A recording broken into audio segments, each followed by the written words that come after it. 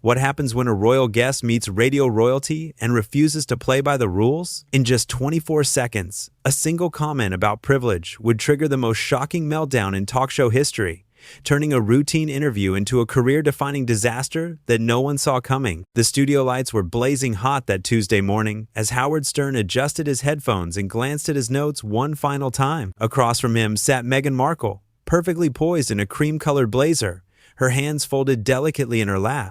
The interview had been months in the making.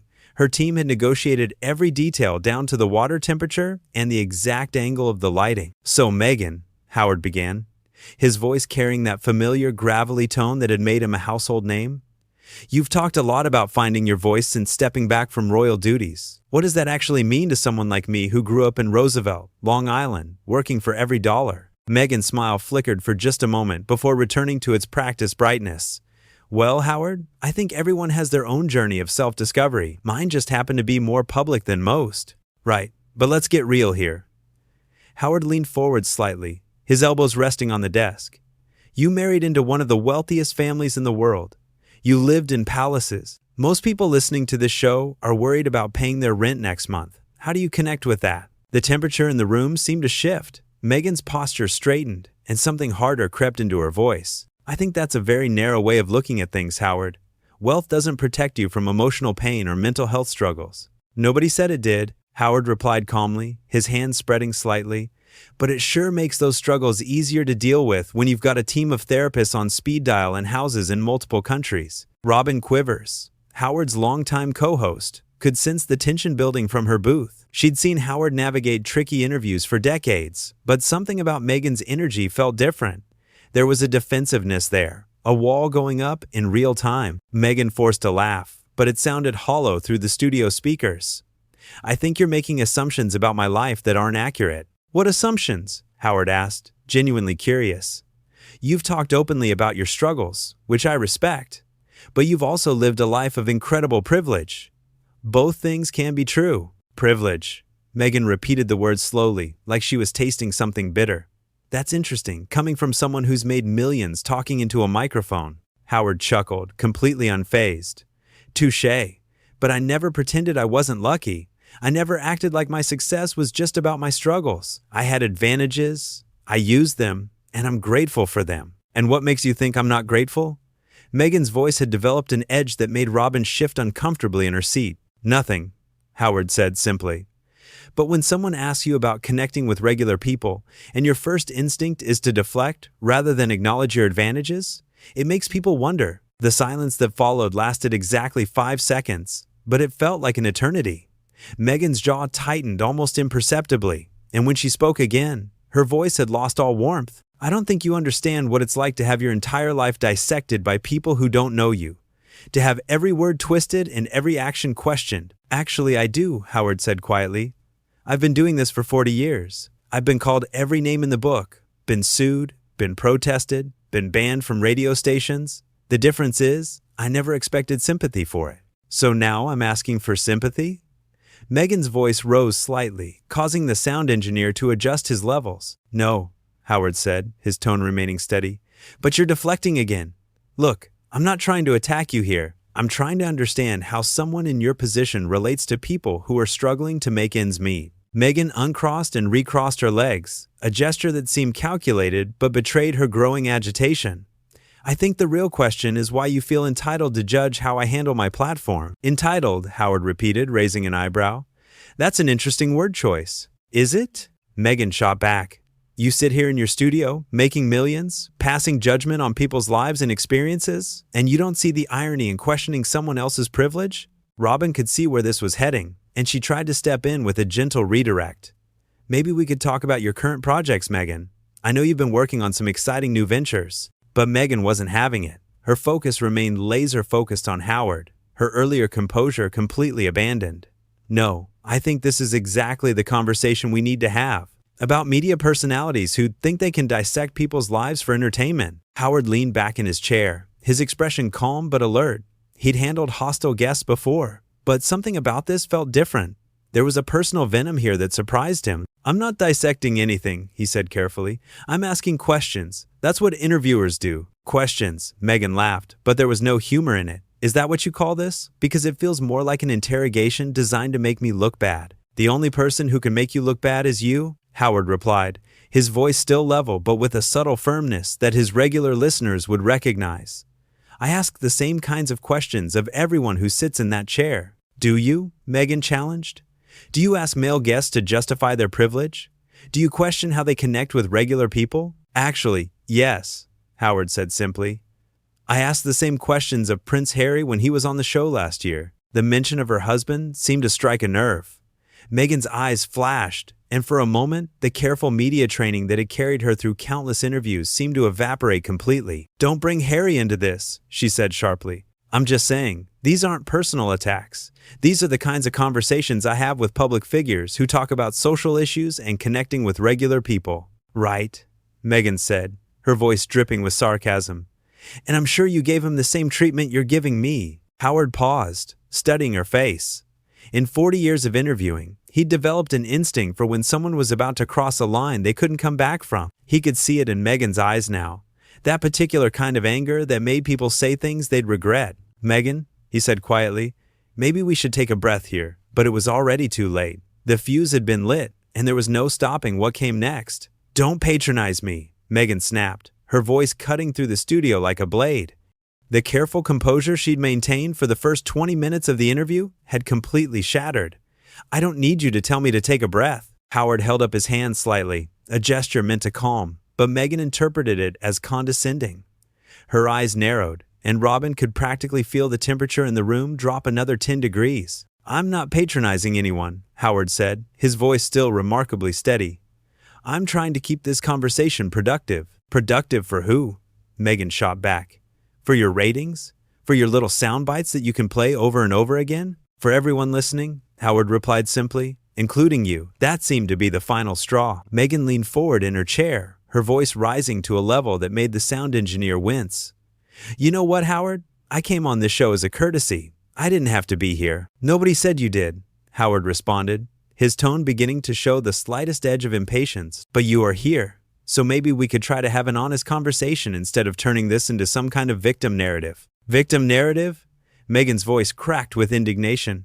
Did you just say victim narrative? Robin tried once more to intervene, her voice coming through the speakers with practiced calm. Maybe we could talk about your upcoming projects, Meghan. I know our listeners would love to hear about what you're working on. No, Meghan said firmly, not even looking toward Robin's booth. Her entire focus was on Howard, and there was something almost predatory in her gaze. I want to address what he just said. Victim narrative. Explain that to me, Howard. Howard sighed, and for the first time since the interview began, he looked genuinely tired. Look, Meghan, I've been doing this for 4 decades. I've talked to thousands of people. Some have been through hell and back. Some have lived charmed lives. Most are somewhere in between. What I've learned is that everyone has struggles, but not everyone tries to make their struggles everyone else's problem. And you think that's what I'm doing? Meghan's voice was getting louder with each exchange, her media training completely abandoned. I think Howard said carefully that you came on this show expecting softball questions and praise, and when you got actual journalism, you decided to make it about how unfairly you're being treated. The silence that followed was deafening. Even the usual background hum of the studio equipment seemed to fade away. Meghan stared at Howard with an expression that mixed shock, rage, and something that looked almost like betrayal. Actual journalism, she repeated slowly, her voice now deadly quiet. Is that what you call this ambush? Ambush? Howard's eyebrows shot up. Meghan, I asked you how you connect with regular people. That's not exactly a gotcha question. In a tone that suggested I don't, Meghan fired back, with implications that I'm out of touch and ungrateful. I didn't imply anything, Howard said, his patience finally showing signs of wearing thin. I asked a direct question. If you heard implications, maybe that says more about your own insecurities than my interviewing style. That hit home. Meghan's face flushed, and when she spoke again, her voice was shaking with anger. My insecurities? Are you serious right now? Dead serious, Howard replied, his own voice hardening slightly. Look, I get it. You've been through a lot. The media has been brutal to you in many ways. But you can't use that as a shield against every uncomfortable question for the rest of your life. Shield? Meghan practically shouted the word. You think I'm using my trauma as a shield? I think, Howard said, his voice growing colder, That you're so used to being handled with kid gloves that you don't know how to have a real conversation anymore. The studio fell into another terrible silence. Robin was frantically gesturing to the producers through the glass, but Howard seemed oblivious to everything except the woman sitting across from him, whose carefully constructed public persona was crumbling in real time. "How dare you?" Meghan whispered, her voice barely audible but somehow more menacing than when she'd been shouting. "How dare you sit there and psychoanalyze me like I'm some kind of case study?" "I'm not psychoanalyzing anyone," Howard said wearily. "I'm just trying to understand why a simple question about privilege has turned into World War III. Because it wasn't a simple question," Meghan exploded, slamming her hand on the small table next to her chair. The sound echoed through the studio like a gunshot. "It was an attack disguised as journalism." "An attack?" Howard repeated flatly. "Meghan, do you hear yourself right now? Do you understand how you sound? I sound like someone who's tired of being disrespected by men who think they can tear me down for sport." "Men?" Howard's voice sharpened with genuine surprise. "So now this is about gender?" "Everything is about gender when you're a woman in the public eye," Meghan shot back, her voice rising again.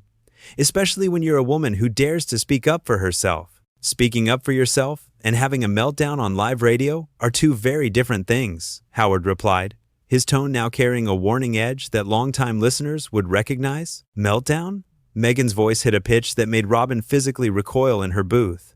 "Did you just call this a meltdown?" "If the shoe fits," Howard said quietly, and Robin knew immediately that he'd crossed a line he shouldn't have crossed. Meghan went absolutely still. For a moment, she looked like a coiled spring, every muscle in her body tense with barely contained fury. When she spoke again, her voice was so low and controlled that it was somehow more terrifying than her shouting had been. "You know what, Howard? I've heard enough. I've sat here and listened to you disrespect me, dismiss my experiences, and now you're calling me unstable. I don't have to take this." "Nobody's calling you unstable," Howard said, but his voice lacked conviction. He could see what was coming, and for perhaps the first time in his career, he wasn't sure how to stop it. "Really?" Meghan stood up abruptly, her chair rolling backward and hitting the wall behind her with a loud crash. "Because that's exactly what meltdown implies, isn't it? That I'm some hysterical woman who can't handle a tough conversation?" "Meghan, please sit down." Robin's voice came through the speakers, gentle but urgent. "Let's all just take a moment." "No," Meghan said firmly, beginning to remove her microphone with sharp, jerky movements. "I'm done taking moments. I'm done being reasonable with people who have no intention of treating me with basic respect." Howard watched her struggle with the mic pack, his expression unreadable. "This is exactly what I was talking about," he said quietly. "This reaction, right here. This is why people have trouble connecting with you." Meghan froze, the microphone cable tangled in her hands. She turned to look at Howard with an expression of such pure hatred that even he, veteran of countless on-air confrontations, felt a chill. "And this," she said, her voice dripping with venom, "this is exactly why people think you're nothing but a shock jock who peaked 20 years ago." The words hung in the air like poison.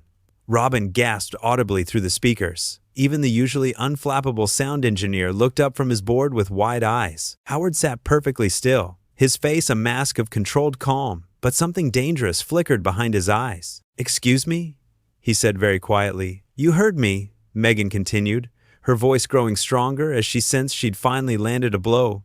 "You're a has-been who thinks attacking women makes you relevant again. Well, congratulations, Howard. You got your moment. I hope it was worth it." She finally freed herself from the microphone and threw it onto the chair behind her. The feedback screech that followed was nothing compared to the silence that descended on the studio as she grabbed her purse and headed for the door. "Meghan?"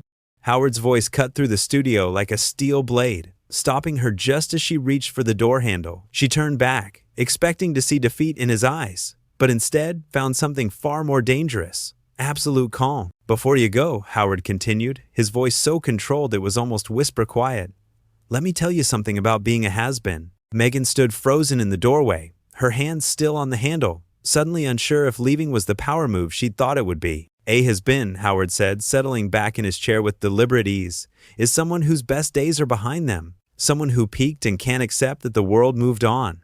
He paused, letting the words sink in. "Now, I've been number one in this market for 30 years. I have a contract worth hundreds of millions of dollars. I interview presidents, movie stars, and yes, even royalty, because they need me more than I need them." Robin held her breath in her booth. She'd seen Howard angry before, but this was different. This was surgical. You, on the other hand, Howard continued, his tone remaining conversational despite the venom in his words, walked away from the most privileged position in the world, burned bridges with your own family, and now you're doing podcast interviews and morning shows trying to stay relevant. So between the two of us, who exactly is the has-been? Meghan's face went through a series of expressions: shock, rage, and then something that looked almost like panic. She'd expected him to be hurt by her insult, maybe even to lose his temper. She hadn't expected him to calmly dismantle her with facts. "That's," she started, but her voice cracked. She cleared her throat and tried again. "That's not fair." "Fair?" Howard laughed, but there was no humor in it. "Meghan, you just called me a washed-up shock jock on my own show. You stormed around my studio like a toddler having a tantrum. You threw equipment. And now you want to talk about what's fair?" "I didn't throw anything," Meghan protested weakly, but even she seemed to realize how pathetic the denial sounded. The microphone would disagree. Robin's voice came through the speakers, gentle but pointed. Meghan spun toward Robin's booth, her eyes blazing. "Don't you start too." "I'm not starting anything," Robin replied calmly. "I'm just observing that for someone who talks a lot about being misrepresented in the media, you're doing a pretty good job of representing yourself poorly right here." The observation hit Meghan like a physical blow. Her mouth opened and closed several times, but no words came out. For the first time since the interview began, she seemed to truly understand what she'd done. "Look," Howard said, his voice softening slightly, "you still have a choice here. You can leave, and this becomes the story. The Duchess who couldn't handle a basic interview, who melted down on live radio because someone asked her about privilege. Or you can sit back down, and we can try to salvage something from this mess." Meghan stood in the doorway for what felt like an eternity, her internal struggle playing out across her face. Pride warred with pragmatism, anger battled with the dawning realization of how badly she'd handled the situation. "Why would you want to salvage anything?" she asked finally, her voice smaller than it had been all morning. "After what I said about you," Howard shrugged. "Because I'm a professional. And despite what just happened, I don't actually enjoy watching people destroy themselves in front of millions of listeners." "Millions?" Meghan's eyes widened as the full scope of her public meltdown hit her. "Satellite radio, terrestrial syndication, podcast downloads," Robin listed helpfully. "Plus all the clips that are probably already being uploaded to social media by now." Meghan closed her eyes and leaned against the doorframe. When she opened them again, they were bright with unshed tears. "I can't," she whispered. "I can't sit back down and pretend this didn't happen." "Nobody's asking you to pretend," Howard said gently. "But you could acknowledge it, own it. Show people that you're bigger than this moment." "But I'm not," Meghan said, her voice breaking completely. "Don't you see? This is exactly what they all said would happen, that I couldn't handle the pressure, that I was too weak, too emotional, too much drama." The studio fell silent. Even Howard, master of the uncomfortable moment, seemed unsure how to respond to this raw display of vulnerability. "They?" Robin asked softly. "The royal family, the tabloids, everyone who said I didn't belong." Meghan wiped her eyes with the back of her hand, smearing her carefully applied makeup. "And now I've proved them right on live radio." Howard studied her face, and for a moment, his expression softened completely. "Meghan, you want to know the truth? Everyone has moments like this. Everyone says things they regret when they're backed into a corner. The difference is, most people don't have millions of witnesses." "That's supposed to make me feel better?" Meghan asked with a bitter laugh. "It's supposed to make you human?" Howard replied. "Look, you came in here with your guard up, ready for a fight. I pushed buttons I probably shouldn't have pushed. We both played our parts in this disaster." Meghan looked at him with surprise. "Are you apologizing?" "I'm acknowledging that I'm not blameless here," Howard said carefully. "But I'm not apologizing for doing my job. The questions I asked were fair. How you chose to respond to them, that's on you." The honesty in his voice seemed to break through the last of Meghan's defenses. Her shoulders sagged, and she looked suddenly exhausted. "I don't know how to do this," she admitted quietly. "How to be a public figure without the protection of the institution. How to answer questions about my life without it feeling like an attack." "You learn," Howard said simply. "Same way everyone else does, by making mistakes and trying to do better next time." "And if there is no next time?" Meghan asked. "If this is the interview everyone remembers?" Howard was quiet for a long moment, considering his words carefully. "Then you make sure the next thing you do is so much better that people have something else to talk about." Meghan nodded slowly, finally stepping away from the door. But instead of returning to her chair, she moved toward Howard's desk. "I owe you an apology," she said, her voice steady for the first time in 20 minutes. "What I said about you being washed up, about attacking women for sport, that was unfair and untrue. You were doing your job, and I made it personal because I couldn't handle the questions." Howard nodded, accepting the apology with grace. "And I could have been more sensitive to the fact that you're still learning how to navigate this world without palace handlers." "So what happens now?" Meghan asked. Howard glanced at the clock on his console, then at his producers through the glass. "Now you decide. We've got about 10 minutes left in the hour. You can walk away and let this be the story. Or you can use those 10 minutes to show people who you really are when you're not hiding behind talking points." Meghan looked back at her chair, then at Howard, then at Robin's booth, where the longtime radio personality was watching with curious, supportive eyes. "If I stay," Meghan said slowly, "if I try to finish this interview properly, will you edit out the worst of what just happened?" Howard shook his head. "I don't edit interviews. What happens here? Happens. But I will say this. People respect honesty more than perfection. The woman who just admitted she made a mistake and apologized for it is a lot more interesting than the one who walked in here with all the right answers." Meghan took a deep breath, walked back to her chair, and sat down. She picked up the microphone she'd thrown aside and carefully reattached it. "Okay," she said, looking directly at Howard. "Let's try this again. But this time, I promise to actually listen to your questions instead of hearing attacks that aren't there." Howard smiled, the first genuine smile he'd shown all morning. "Fair enough. And I promise to remember that not everyone grew up in radio studios learning to take punches." "So," Meghan said, settling back in her chair with something approaching her original composure, "you asked me how I connect with regular people. Let me give you a real answer this time." And for the remaining 10 minutes of the interview, she did exactly that. She talked honestly about her struggles with identity, about learning to navigate fame without institutional support, and about the mistakes she'd made along the way. It wasn't the polished performance her team had planned, but it was real, and that made all the difference. When the hour was up and they went to commercial break, Howard removed his headphones and looked across the desk at his guest. "That," he said simply, "was actually pretty good radio." Meghan laughed, a sound that held both relief and exhaustion. "Even with the complete meltdown in the middle?" "Especially because of the complete meltdown in the middle," Howard replied. "People don't tune in to hear perfect people have perfect conversations. They tune in to hear real people being real, even when it gets messy." As Meghan gathered her things to leave, she paused at the door one more time. "Howard, thank you for giving me the chance to recover from that. Not everyone would have." "Everyone deserves a second chance," Howard said, even on the same interview. The door closed behind her with a soft click, leaving Howard alone with Robin and the aftermath of one of the most dramatic interviews in radio history.